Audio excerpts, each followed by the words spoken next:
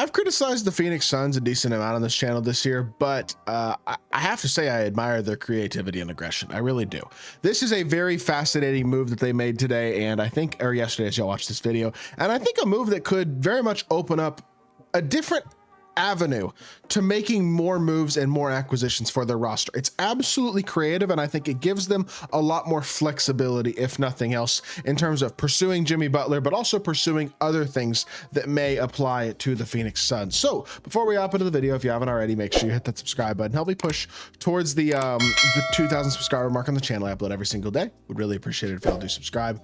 Without further ado, let's hop right into it. So the Phoenix Suns trade their unprotected 2031 first round pick, an asset that could be very, very valuable and was the only tradable asset that the Suns had at this point due to the Stepien rule and having to keep their first round pick every other year for 3 first rounders. But that is the worst of Cleveland and Minnesota's pick this year in 2025, the worst of Cleveland, Minnesota and Cleveland, Minnesota and Utah's pick in 2027, and the worst of Cleveland, Minnesota and Utah's picks in 2029. So they get 3 first round picks, but all 3 of those picks are almost guaranteed to be late first round picks. So not unbelievably valuable assets, but creative assets and useful assets, because it gives them a lot more different things that they can do with their roster, whereas they did not have that much flexibility with only 1 real tradable asset at this point prior to this trade. Now, the scary part about this is the fact that if the Suns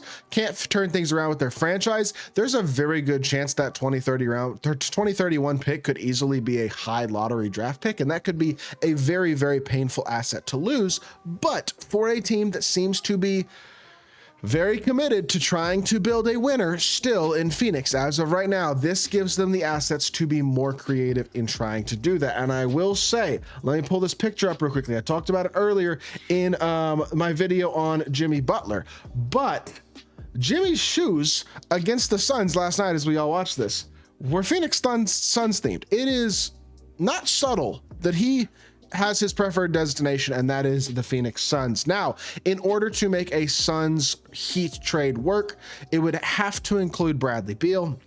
Bradley Beal would have to waive his no trade clause, and because of the apron issues for both of these teams, it would basically almost certainly, and maybe actually certainly, have to involve a third party of some sort. But I do think that this trade gives the Suns more asset flexibility, because maybe they include 2 of those picks in a deal that brings them Jimmy Butler and maybe something else small on the side.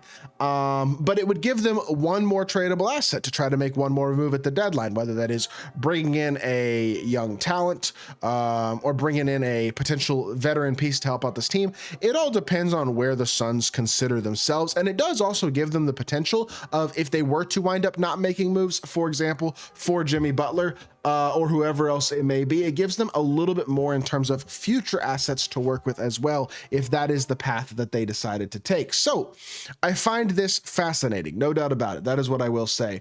And you do have to keep in mind still that the Suns have struggled as a whole this season. They're 21-21. They're 6-4 in their last 10 games. I mean, it's been a little bit improved as of late from the really horrible stretch that they were on prior to that, but I'm still worried about this team. Now, Nick Richards does seem to be a real asset for this team, and the fact that they just have a competent NBA center who is going to do NBA center things, which are dunk the ball and finish at a high level around the basket and get rebounds and try to play some defense and at least use his height to his advantage a little bit.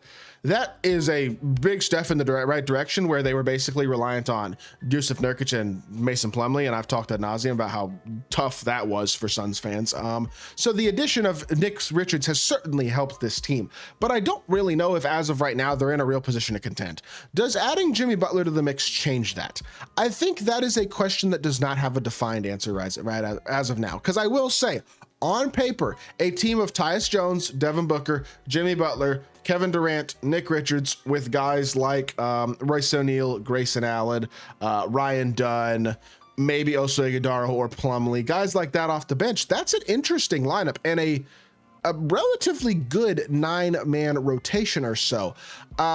How good is kind of the main question that I think you have to gauge at this point if you are Phoenix, though, to decide whether or not this is the type of move that you'd really want to make, because it feels like they're positioning themselves to give themselves the best chance possible at pursuing Jimmy. My question is Jimmy a big enough upgrade over Bradley Beal at this point in his career to make it worth adding even more assets and losing even more versatility with your roster for a basically rental of Jimmy Butler that may not even guarantee him resigning? Now, I would have to assume if they do trade for Jimmy Butler, it will be with the assurance that he is going to resign, because I don't see them doing this for a less than half a year rental of Jimmy Butler. That would be a pretty dumb trade at this point. But if it does get them off Brad Beal's contract, maybe it's not that bad. I don't know. It's going to be interesting to follow nonetheless. In 2 games, Nick Richards 75% from the field, averaging 12 and a half, 7.5. He had a 21 and 11 point, 21.11 rebound performance already.